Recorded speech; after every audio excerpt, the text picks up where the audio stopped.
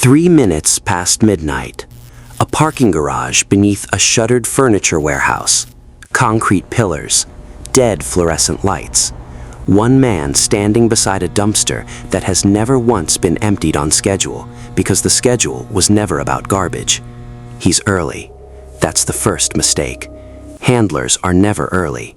Handlers who show up early are handlers who already know the meeting is the last one they'll ever run. His name, the one his own government gave him, doesn't matter anymore. Not tonight. Tonight, he has exactly one identity left, and it belongs to a foreign embassy 4,000 miles from where he was born. He came here to make a drop, a single flash drive. Names, dates, the architecture of a network he spent 9 years building from the inside, one recruitment at a time. What he doesn't know, what nobody standing in that garage knows yet, is that 2 floors above him, in a surveillance van disguised as a cable repair truck, 3 federal agents are watching his exact movements through a lens no wider than a coin. He is about to hand over the drive, and the moment his fingers open, an operation 9 years in the making either survives the night or it doesn't. How does a man become valuable enough to 2 governments that both are willing to kill to keep him? And what happens when the last dead drop of his career becomes the first mistake he can't walk back? To understand the garage, you have to go back 9 years, to a visa office in Vienna that processes the same 40 applications a day and never asks a single interesting question. He was 28 then. A junior attaché with a talent nobody had bothered to notice. He remembered faces. Not just remembered them, filed them, cross-referenced them. A man could walk past him once in a hallway and reappear 18 months later in a different city, a different suit, and he'd know him instantly. That kind of memory gets you 2 kinds of attention. The kind that gets you promoted, and the kind that gets you recruited. It was the second kind that found him first. A woman at a diplomatic function, polished, unhurried, the sort of confidence that reads as old money, even when it isn't, spent 40 minutes asking him nothing about himself and everything about his ambitions, what he wanted, what his government would never give him, what he'd trade to get it. He told himself, walking home that night, that he'd simply had an interesting conversation. He hadn't. He'd had an interview. The offer came 6 weeks later, wrapped in the softest language handlers ever use: consulting, information sharing, mutual benefit. Nobody says the word treason in the first meeting. Nobody says it in the 10th. By the time the word would apply, you've already done the thing 11 times, and the 11th time never feels like the first. He said yes the way most of them say yes, not for money, though the money helped. He said yes because his own service had passed him over twice for postings he'd earned. And somewhere in that woman's 40 unhurried minutes, he'd felt, for the first time in his career, actually seen. That's the whole transaction. Not ideology, not cash, attention. Within a year, he was inside a rotation that put him beside officers 3 ranks above his pay grade. Within 3, he was trusted with cable traffic that never should have touched his desk. And every 18 months, in a different city, under a different pretext, he handed a piece of it to a stranger who was never quite the same stranger twice. Here's what almost nobody outside this world understands about a mole this deep, this long. It isn't one leak, it's an entire supply chain. He wasn't just handing over documents, he was recruiting for them. Quietly building a shadow roster. 3 case officers he'd identify. 2 analysts he'd flag as vulnerable. 1 communications specialist he'd slowly, patiently turn over. 18 months of coffee and complaints about an underpaid mortgage. Every one of those names lived in his head first. Only later did they live on paper. And even then, only ever in fragments, split across 3 separate storage methods, never whole in any single place he could be caught holding. That was his rule. His own rule, not his handlers. Never carry the complete list. Ever. 9 years of that discipline built something rare in this business. an asset his handlers considered close to unbreakable. Not because he was fearless, because he was careful in a way fear makes you, when the fear never fully goes away and you simply learn to work beside it every single day. And for 9 years, it worked.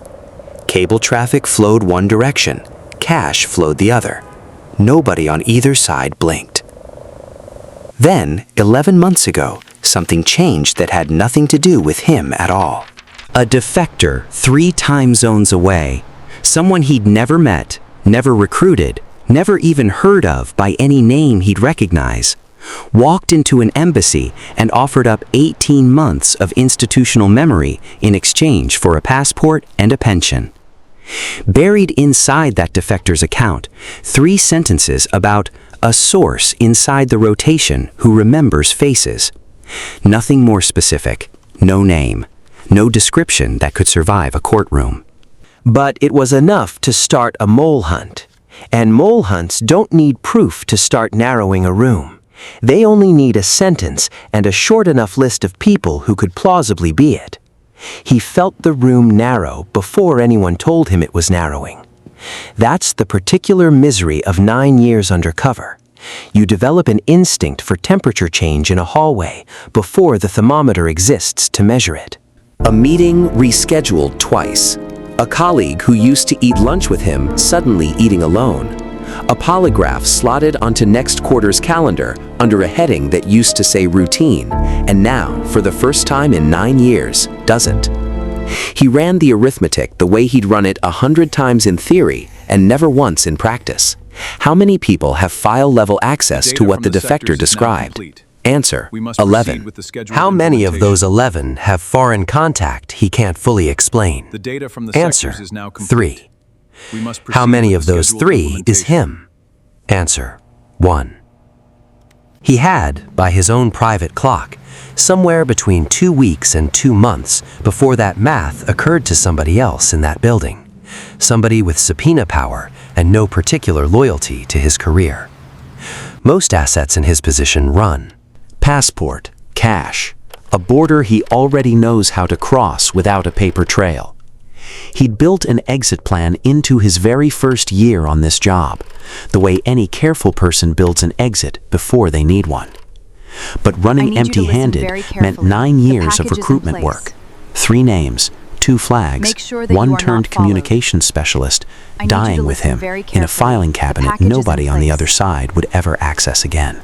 And his handlers made something very clear in the coldest possible language, in what would turn out to be their final secure call. Run without the full list, and the extraction promised to him personally would not, in fact, be extended to him personally. That's the cruelty built into this profession that nobody puts in the recruitment pitch. The network you build to protect yourself becomes the leash that keeps you from leaving. So instead of running, he did the one thing every training manual, every handler, every ounce of his own 9 years of discipline told him never to do. He consolidated. For the first time in 9 years, he put the complete list, all 3 names, both flags, the turned specialist, the dates, the methods, onto a single drive. One object, 1 point of failure.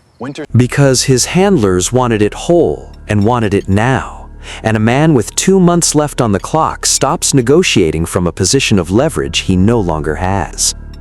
He chose the drop site himself, a parking garage he'd used exactly once before, 4 years earlier, when the stakes were a fraction of what they are tonight. He didn't know that garage had a second life he'd never been told about. A joint task force had flagged it 18 months prior after an unrelated case and left a camera bolted into a support pillar that nobody had bothered to remove. He walked in believing he was choosing an unknown quantity. He was walking into the one location in the entire city already wired for exactly this. 3 minutes past midnight now. The scene you already watched once. Except now you know what he doesn't. 2 floors above him, 3 federal agents are running a camera he can't see, watching a man they've been building a case against for 6 weeks, based on a defector's 3 sentences and a polygraph he was never allowed to take. He checks his watch. His handler is 4 minutes late. 4 minutes that stretch the way only fear can stretch 4 minutes. Long enough to run through every version of the night that ends badly. Short enough that he can't yet convince himself any of them are happening. Headlights. Not his handler's car. A delivery van. Wrong hour, wrong entrance. Idling at the mouth of the garage for 11 seconds too long before pulling away. He almost bolts right there. Almost. But bolting on a false alarm burns 9 years for nothing. And some old stubborn part of him, the part that got him recruited in the first place, the part that remembers every face it's ever seen, tells him to hold his position and finish the job he came to do. His handler arrives 6 minutes late, offers no explanation, takes the drive without a word, and is gone in under 90 seconds. Standard tradecraft, textbook even. The kind of handoff he's run a dozen times before without incident. Except this time, the camera in the pillar catches all of it. The exchange, the face. The direction the handler's car turns as it exits.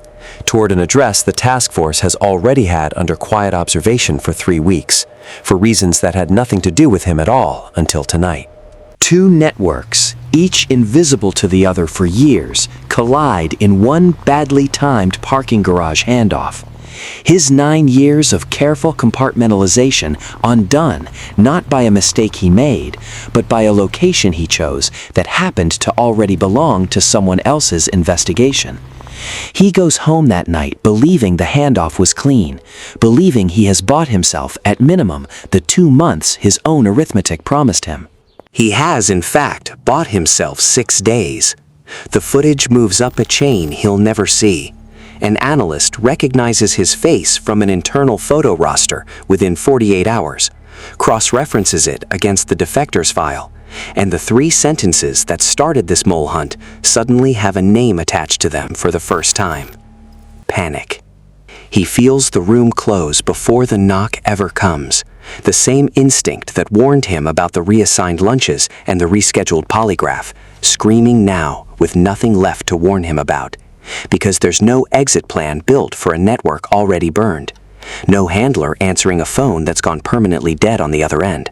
No drive left in his possession to bargain with, because he already handed away the only leverage he had. The knock, when it finally comes, isn't dramatic. 2 agents, a folder, a set of federal statutes read aloud, in a voice that's done this exactly enough times to sound bored by it. He doesn't run. There's nowhere left that the 9 years haven't already mapped for someone else to find. Here's the part almost nobody gets right about a story like this. It wasn't the defector who caught him. 3 vague sentences from a stranger 3 time zones away never had enough detail to convict anyone. It wasn't the polygraph either. He never lived long enough inside this operation to sit for it. It was his own decision, forced by handlers who valued the list more than the man carrying it, to consolidate 9 years of careful, deliberate compartmentalization into a single object in a single location on a single night. A location that happened, entirely by coincidence, to already belong to somebody else's surveillance operation. 9 years of discipline. Undone in the 90 seconds it took to hand over a drive he was never supposed to consolidate in the first place. The 3 names on that list, the recruits he'd spent years building, are picked up within the month. The turned communications specialist takes a plea. The 2 flagged analysts are quietly reassigned. Their careers ended without a single headline ever printed about why. And the handler who took the drive that night, the one whose face the pillar camera caught turning toward an address already under watch for entirely unrelated reasons, recalled within the week and never seen in that country again. 2 intelligence failures running in parallel for years, invisible to each other, until one badly chosen parking garage forced them to collide in the same 90 seconds, and neither side walked away with what they came for. If you want to see what happens when an asset decides the only way out is to burn the network himself before anyone else can, that story is next.